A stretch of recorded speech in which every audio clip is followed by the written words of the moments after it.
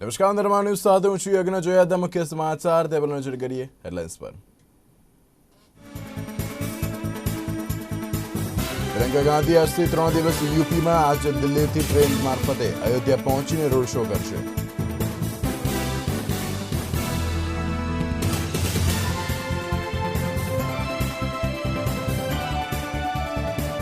કોંગ્રેસના ધારાસભ્ય ભગાભાઈ બારડના કેસની સુનાવણી પૂર્ણ। આજે હાઈકોર્ટ જાહેર કરશે પોતાનો ચુકાદો।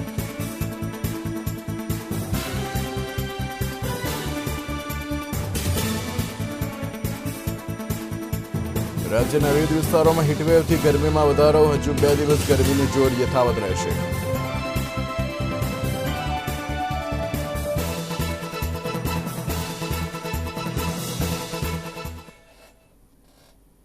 તો જે સમાચાર વિગતવાર તો પાવાગઢથી દર્શન કરીને પરત ફરી રહેલી એક મિની બસ હાલોલ બાયપાસ નજીક પલટી ખાઈ ગઈ હતી।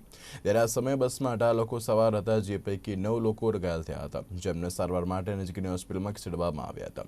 જ્યારે એક વ્યક્તિની હાલત વધારે ગંભીર હોવાથી વધુ સારવાર માટે તેને વડોદરા ખસેડવામાં આવ્યો હતો। ત્યારે સામે આવેલી માહિતી અનુસાર વડોદરાના છાણી વિસ્તારમાં આવેલા કોલ સેન્ટરના કર્મચારીઓ પાવાગઢ દર્શન કરવા માટે ગયા હતા, ત્યારે પરત ફરતા વખતે અકસ્માત સર્જાયો હતો।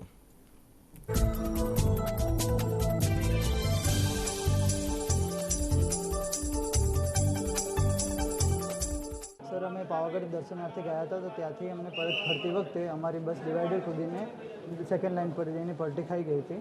જેના અંદર અમે ટોટલ 18 લોકો સવાર હતા, જેમાંથી 6 થી 7 લોકોને વાગ્યું છે અને 2 થી 3 લોકોને થોડું વધારે ઇજાઓ થઈ છે। બસ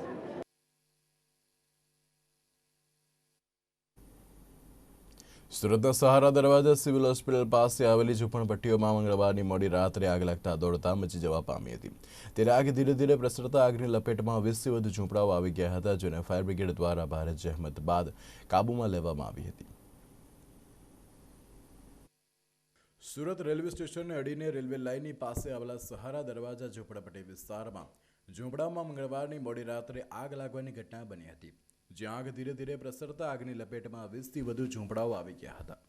જોકે નાસભાગ થતા લોકો આગ જોઈને ઝૂંપડામાંથી દોડ લગાવી બહાર આવી ગયા હતા। ત્યારે આ ઘટનાની જાણ સુરત ફાયર બ્રિગેડને કરાતા માન દરવાજા, ડોંભાલ, ગાંચી શેરી અને મુજરા ફાયર સ્ટેશનથી 9થી વધુ ફાયર બ્રિગેડની ગાડીઓ ઝૂંપડાઓની આગ ઓલાવવા માટે ધસી આવી હતી, જ્યાં ભારે જહેમત બાદ આગ ઉપર 2 કલાક બાદ કાબુ મેળવવામાં આવ્યો હતો। જોકે આગ કયા કારણોસર લાગી તે હજુ સુધી જાણવા મળ્યું નથી। જોકે આ આગમાં ગરીબ પરિવારના ઘર વખરી સહિતનો સામાન બળીને ખાક થઈ જવા પામ્યો હતો। જોકે ચર્ચા એવી પણ ચાલી રહી હતી કે આગ લાગી છે કે પછી ઝૂંપડાઓ ખાલી કરાવવા માટે લગાવવામાં આવી છે, તે પણ એક તપાસનો વિષય બની ગયો છે।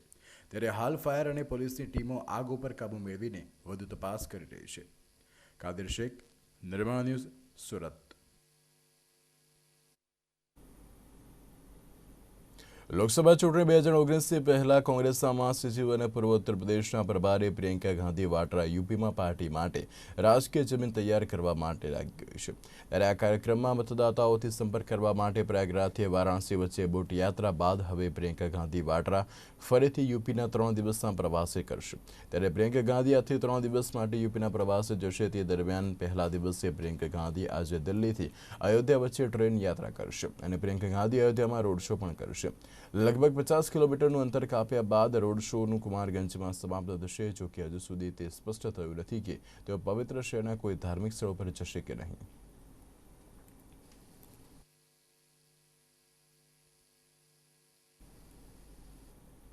પટના સાહેબથી ભાજપના વર્તમાન સાંસદ શત્રુઘ્ન સિન્હા 28મી માર્ચે કોંગ્રેસમાં જોડાશે। ત્યારે રાહુલ ગાંધીની હાજરીમાં તેઓ કોંગ્રેસમાં સામેલ થશે।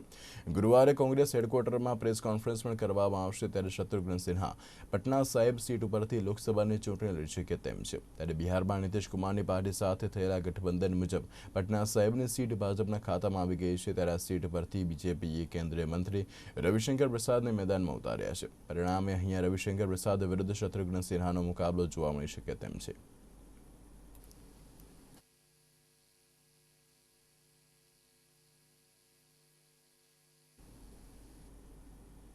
કોંગ્રેસ સમિતિ દ્વારા આગામી લોકસભાની ચૂંટણીમાં ગુજરાતના 2 નામો જાહેર કરવામાં આવ્યા છે। ત્યારે કોંગ્રેસ દ્વારા નવસારીથી ધર્મેશ પટેલ અને કચ્છમાં નરેશ મહેશ્વરીને ટિકિટ આપવામાં આવી છે। અત્રે ઉલ્લેખનીય છે કે કોંગ્રેસ દ્વારા છેલ્લા ઘણા સમયથી ઉમેદવારના નામોની પેનલ તૈયાર કરવામાં આવી છે, જેના પગલે વધુ 2 ઉમેદવારો તેમણે જાહેર કર્યા હતા।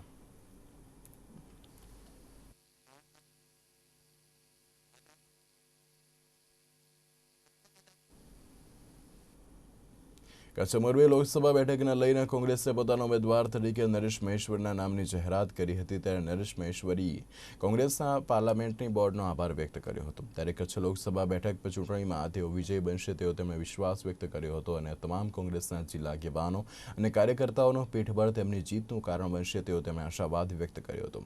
સાથે જ કચ્છમાં પ્રજાના મુખ્ય મુદ્દાને લઈને તેઓ ચૂંટણી લડશે અને નરેશ મહેશ્વરીને ટિકિટ મળતા તેમના પરિવાર અને ટેકેદારોમાં આનંદ વ્યાપી જવા પામ્યો હતો। નરેશ મહેશ્વરીની રાજકીય કેરિયરની વાત કરીએ તો કચ્છ કોંગ્રેસના પ્રમુખ તેઓ રહી ચૂક્યા છે। ત્યારે મૂળ માધાપર ભુજના નરેશ મહેશ્વરી યુવા વયથી જ કોંગ્રેસના કાર્યકર્તા તરીકે કાર્યરત છે। છેલ્લા 2 દાયકા કરતાં વધારે સમયથી કચ્છ કોંગ્રેસના કાર્યકર્તા તરીકેનો દીર્ઘ અનુભવ તેઓ ધરાવે છે। ત્યારે કચ્છ જિલ્લાના કોંગ્રેસ પ્રમુખ તરીકેના તેમના કાર્યકાળમાં કચ્છની જિલ્લા પંચાયત, તાલુકા પંચાયત, નગરપાલિકા અને વિધાનસભાની ચૂંટણીઓ લડી હોય તેમની સાથે પૂર્વ જિલ્લા પ્રમુખ તરીકે પણ ચૂંટણી લડવા માટેનો સારો અનુભવ તેઓ ધરાવે છે। તેમના નેતૃત્વમાં કોંગ્રેસે કચ્છમાં 2 વિધાનસભા બેઠકો પણ જીતી હતી।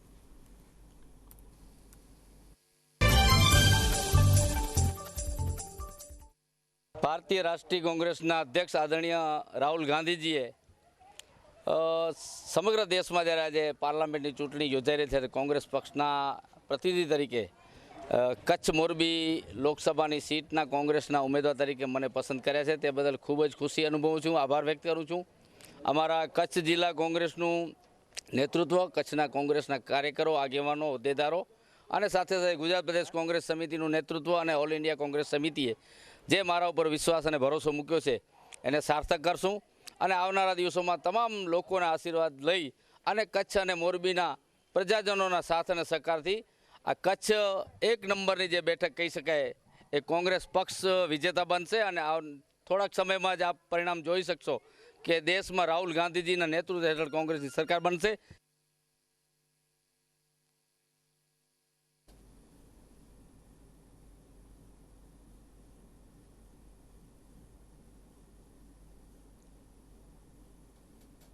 લોકસભા ચૂંટણી માટે ભાજપે ઉમેદવારના 10મી લિસ્ટ જાહેર કરી છે। ત્યારે ભાજપની આ લિસ્ટમાં મનોજ સિન્હા, મેનકા ગાંધી, વરુણ ગાંધી, વિરેન્દ્રસિંહ મસ્ત અને રીટા બહુગુણા જોશી સહિત 39 લોકોના નામ સામે ભાજપની આ લિસ્ટમાં ઉત્તર પ્રદેશના 29 અને પશ્ચિમ બંગાળના 10 ઉમેદવારના નામ જાહેર કરવામાં આવ્યા છે। ઉત્તર પ્રદેશના રામપુરથી જયાપ્રદા લડશે ચૂંટણી। ઉત્તર પ્રદેશના પીલીભીતથી વરુણ ગાંધી લડશે ચૂંટણી। ઉત્તર પ્રદેશના સુલતાનપુરથી મણેકા ગાંધી લડશે ચૂંટણી। ઉત્તર પ્રદેશના કાનપુરથી સત્યદેવ પચુરી લડશે ચૂંટણી। ઉત્તર પ્રદેશના ફતેપુરથી નિરંજન જ્યોતિ લડશે ચૂંટણી। ઉત્તર પ્રદેશના કૌશંબીથી વિનોદ સોનકર લડશે ચૂંટણી। ઉત્તર પ્રદેશના અલ્હાબાદથી રીટા જોશી લડશે ચૂંટણી। ઉત્તર પ્રદેશના કેસરગંજથી બ્રિજભૂષણ સિંઘ લડશે ચૂંટણી। ઉત્તર પ્રદેશના મહારાજગંજથી પંકજ ચૌધરી લડશે ચૂંટણી। ઉત્તર પ્રદેશના બલ્લિયાથી વિરેન્દ્રસિંહ લડશે ચૂંટણી। વેસ્ટ બંગાળના હોવરથી રતિદેવ ગુપ્તા લડશે ચૂંટણી।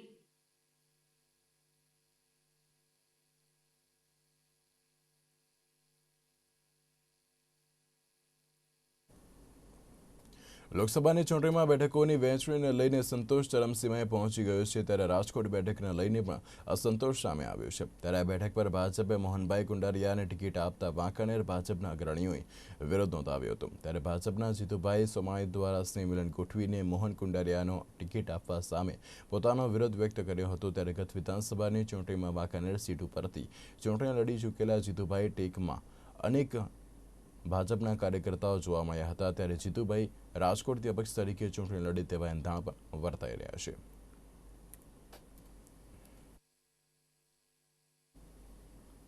ઉત્તર પ્રદેશના મુખ્યમંત્રી યોગી આદિત્યનાથ અમદાવાદ શહેરના ઘાટલોડિયા વિસ્તારમાં ભારતીય જનતા પાર્ટીના વિજય વિશ્વાસ સંમેલનમાં હાજરી આપી હતી।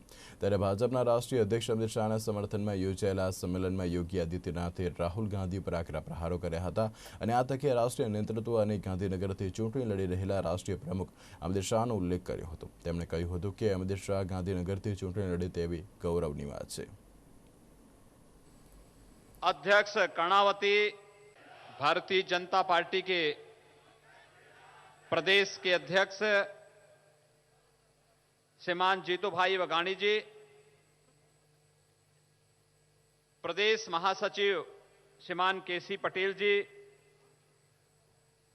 गृह राज्य मंत्री श्रीमान प्रदीप सिंह जाडेजा जी, अध्यक्ष कर्णावती श्रीमान जगदीश भाई पंचाल जी, महापौर श्रीमती बीजलबेन पटेल जी, गांधीनगर के इंचार्ज श्रीमान हर्षित भाई पटेल जी, जिला प्रभारी पृथ्वीराज पटेल जी, शहर प्रभारी आई के जडेजा जी, आज के इस मंच पर उपस्थित भारतीय जनता पार्टी के हमारे माननीय सांसदगण, पूर्व माननीय सांसदगण, मंत्रीगण, भारतीय जनता पार्टी के सभी पदाधिकारी और उपस्थित इतनी भारी संख्या में गांधीनगर में आदरणीय अमित शाह जी की प्रत्याशिता के समर्थन में उपस्थित सभी भाइयों बहनों, आप सबका मैं हृदय से स्वागत करता हूं, आप सबका मैं हृदय से अभिनंदन करता हूं।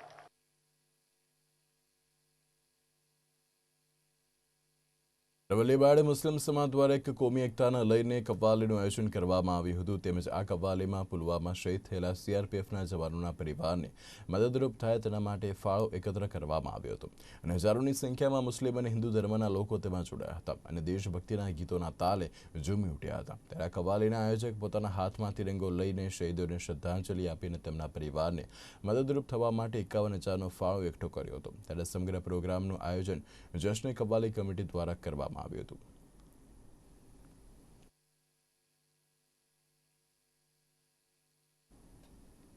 નડિયાદમાં આવેલી સીબી પટેલ આર્ટ્સ કોલેજમાં ચાલુ પરીક્ષામાં વિદ્યાર્થીઓના મોબાઈલ ચોરાતા વિદ્યાર્થીઓમાં ફફડાટ મચી જવા પામ્યો હતો।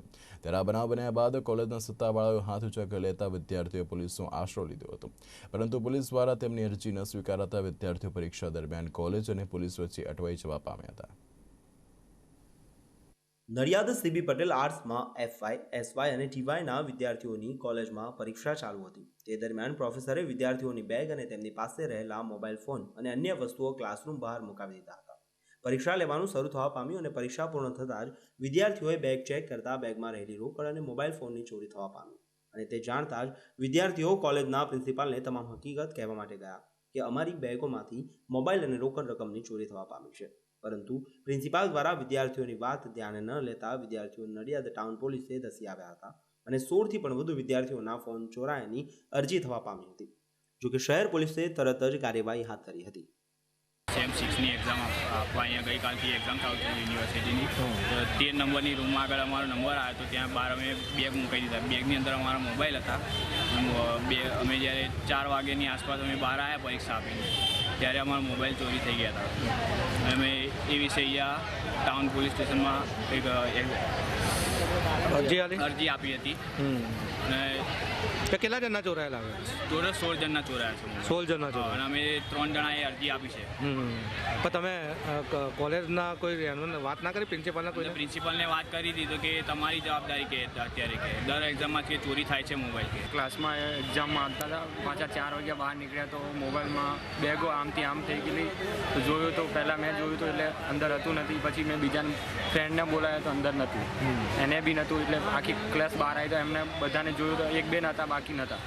નડિયાદમાં એજ્યુકેશન ટ્રસ્ટમાં આવેલી સીબી પટેલ આર્ટ્સ કોલેજમાં સરદાર પટેલ યુનિવર્સિટીની પરીક્ષામાં વિદ્યાર્થીઓની બેગમાંથી 18 મોબાઈલ ચોરાતા ચકચાર મચી પામ્યો હતો, જેને લઈને સીબી પટેલ કોલેજના પ્રિન્સિપાલ એક બાજુ વિદ્યાર્થીઓ પાસે જબરદસ્તી મોબાઈલ એપ્લિકેશન ડાઉનલોડ કરાવે છે, ત્યારે એક બાજુ પ્રિન્સિપાલ જવાબદારી દેવા તૈયાર નથી, તો બીજી બાજુ વિદ્યાર્થીઓ અરજી આપવા છતાં પણ પ્રિન્સિપાલ કહે છે કે તે તો તમારી જવાબદારી હોય છે.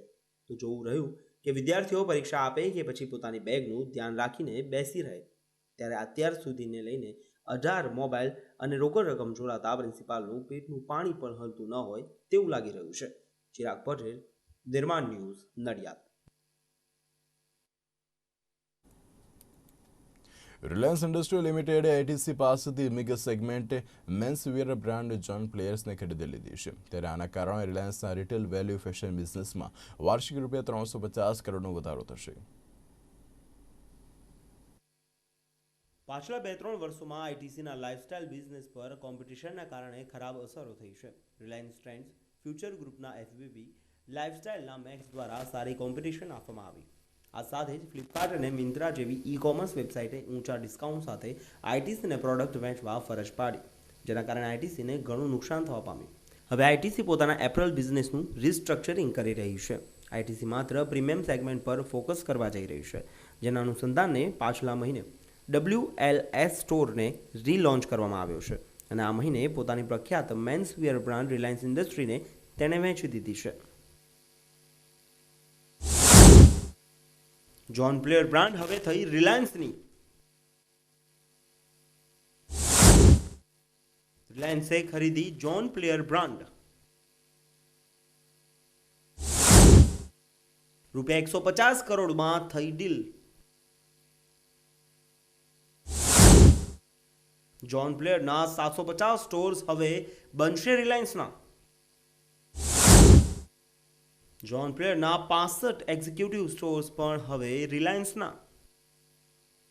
જોન પ્લેયર બ્રાન્ડ માટે રિલાયન્સ અને આઈટીસી વચ્ચે રૂપિયા 150 કરોડની ડીલ થવા પામી છે. આ સાથે જોન પ્લેયરની તમામ મિલકતો હવે રિલાયન્સની થઈ ગઈ છે. જોન પ્લેયરના 750 સ્ટોર્સ અને 65 એક્ઝિક્યુટિવ સ્ટોર્સ હવે રિલાયન્સના થયા છે. રિલાયન્સની કુલ આવકમાં ફેશન અને લાઇફસ્ટાઇલ બિઝનેસનો ફાળો 7-8% છે. રિલાયન્સ ટ્રેન્ડની 10 એપ્રિલ બ્રાન્ડથી રિલાયન્સને વાર્ષિક 1000 કરોડની કમાણી થાય છે. હવે જોન પ્લેયર્સથી રિલાયન્સના રિટેલ વેલ્યુ ફેશન બિઝનેસમાં વાર્ષિક રૂપિયા 350 કરોડનો વધારો થશે.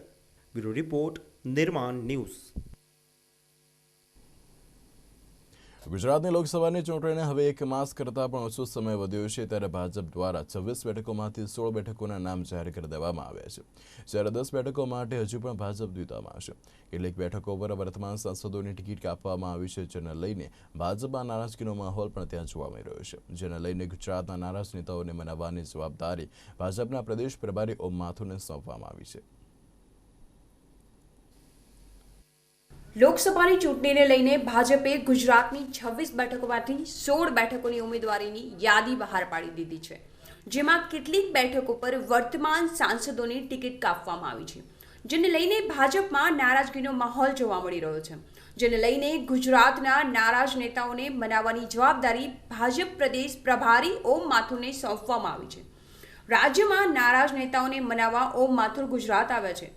ભાજપમાં બાકીની 10 બેઠકો માટે ઉમેદવાર પસંદગી પ્રક્રિયા હાથ ધરવામાં આવનાર છે, જેમાં બાકી રહેલી 10 બેઠકોના વર્તમાન સાંસદોની ટિકિટ કપાવવાની શક્યતાઓ સેવાઈ રહી છે. આથી ટિકિટ કપાવવાની શક્યતાઓને લઈને પણ કેટલાક નેતાઓ નારાજ થયા છે. ત્યારે આ નેતાઓની નારાજગી મુદ્દે પણ ઓમ માથુર પ્રદેશ નેતાઓ સાથે ચર્ચા કરે તેવી શક્યતા સેવાઈ રહી છે. આમ પાણી પહેલા પાળ બાંધવા માટે ભાજપ દ્વારા પ્રદેશ પ્રભારી ઓમ માથુરને ગુજરાત મોકલવામાં આવ્યા છે.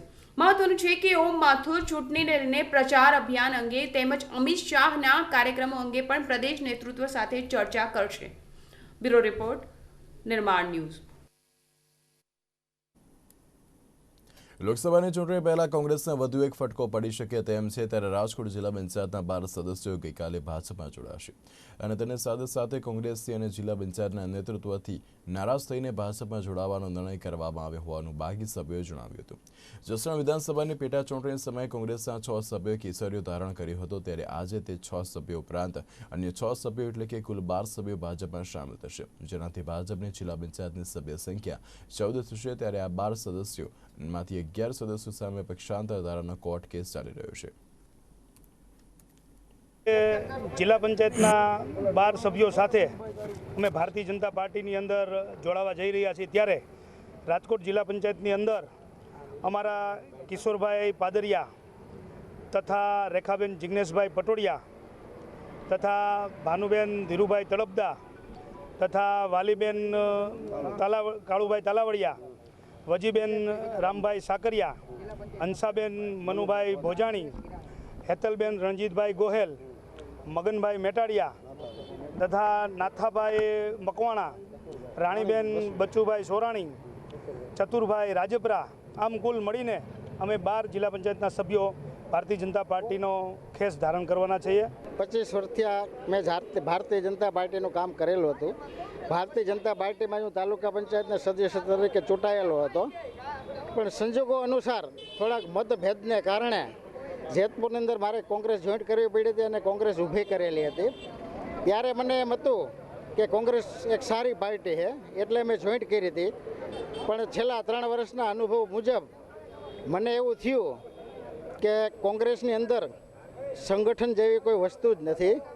જ્યારે ભારતીય જનતા પાર્ટીની અંદર મેં 25 વર્ષ કામ કર્યું, ભારતીય જનતા પાર્ટીની અંદર તળિયેથી ઠેઠ ઉપર સુધી સંગઠનની બહુ સારી બાબત છે અને સંગઠન વિના ભારતીય જનતા પાર્ટી કોઈ પણ કાર્ય કરતી નથી, સંગઠનને પૂછ્યા વિના કાંઈ કરતી નથી.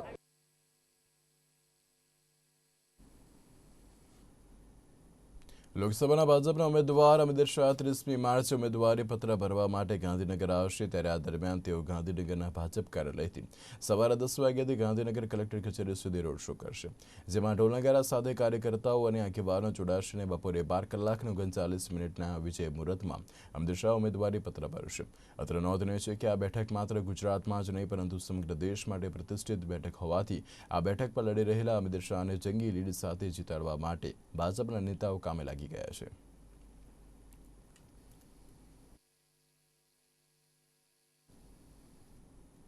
લોકસભાની ચૂંટણીની તારીખ જાહેર થવા પામી છે, ત્યારે પાટણ લોકસભા ચૂંટણીમાં સૌ કોઈ જાગૃતતા દાખવીને પોતાનો અમૂલ્ય મત આપીને લોકશાહીના પર્વમાં ભાગીદાર બને તેવા હેતુથી પાટણ જિલ્લાની પ્રાથમિક શાળાના શિક્ષકો તેમજ CRC અને BRCના કર્મચારીઓ બાઇક રેલી યોજવામાં આવી હતી.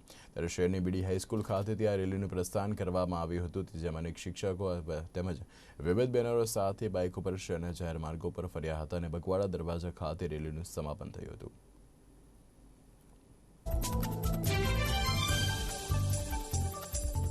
આજ રોજ 3 લોકસભા પાટણની ચૂંટણી નિમિત્તે પાટણ તાલુકાના પ્રાથમિક શિક્ષકો અને માધ્યમિક શાળાના શિક્ષકોની બાઇક રેલીનું આયોજન કરવામાં આવેલું.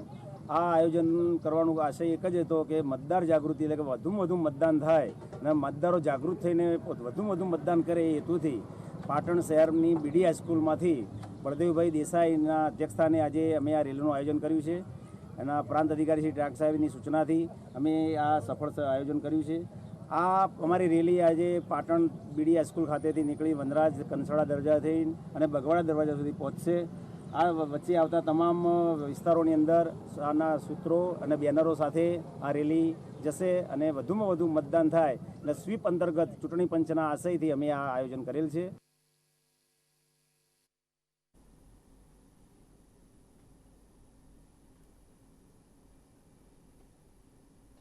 લોકસભાની ચૂંટણીને ધ્યાનમાં રાખીને SST અને FST ટીમ કાર્યરત કરવામાં આવી છે, જેમાં વેપારીઓને કોઈ મુશ્કેલી ન પડે અને તેમને કોઈ મૂંઝવણ ન રહે તેના માટે જિલ્લા ચૂંટણી અધિકારી દ્વારા આ બેઠકનું આયોજન કરવામાં આવ્યું હતું, જેમાં વેપારીઓ, જ્વેલર્સ એસોસિએશન, પોલીસ અધિકારી અને ઇન્કમટેક્સ વિભાગના તેમજ ગુજરાત ચેમ્બર ઓફ કોમર્સના અધિકારીઓ પણ હાજર રહ્યા હતા. ત્યારે આચારસંહિતા સમયે વેપારીઓને મુશ્કેલી ન પડે તેમજ નાણાંની લેવડ દેવડ સમયે તેમની પાસે કયા કયા પુરાવા હોવા જોઈએ તેની યોગ્ય માહિતી આપવામાં આવી હતી. કે એને સમજણ આપવાની કે કયા ડોક્યુમેન્ટ્સ અમે ગ્રાહ્ય રાખીએ છીએ અને કયા ડોક્યુમેન્ટ સાથે એ લોકોને અગર નાણાકીય જે પૈસા છે એને કે કેશ અને ગોલ્ડ અને કોઈ બી આઇટમ્સ એને મૂવ કરવાનું હોય તો એને શું ડોક્યુમેન્ટ જોતો હશે. FSTની ટીમે અમે ટ્રેનિંગ આપી છે. અનુસંધાનમાં કોઈ બી વ્યાપારી અને કોઈ બી પ્રસ્થાનને કોઈ હેરાનગતિ ન હોય એના માટે અમે તાત્કાલિક જાણ કરી છે. અને તેમ છતાં અગર એ લોકોને કોઈ મુશ્કેલી થતી હોય તો એના માટે કેને કોન્ટેક્ટ કરવાનું રહે એની બધી વિગતો સાથે આજે અમે એક કોન્ફિડન્સ બિલ્ડિંગ મેજર સાથે, એક સમજણ સાથે અને સાથે સાથે પ્રિવેન્ટિવ અને અમારી સર્વેલન્સ માટે એ લોકોને અમે જાગૃત કરવા માટે આજે મીટિંગ બોલાવી છે.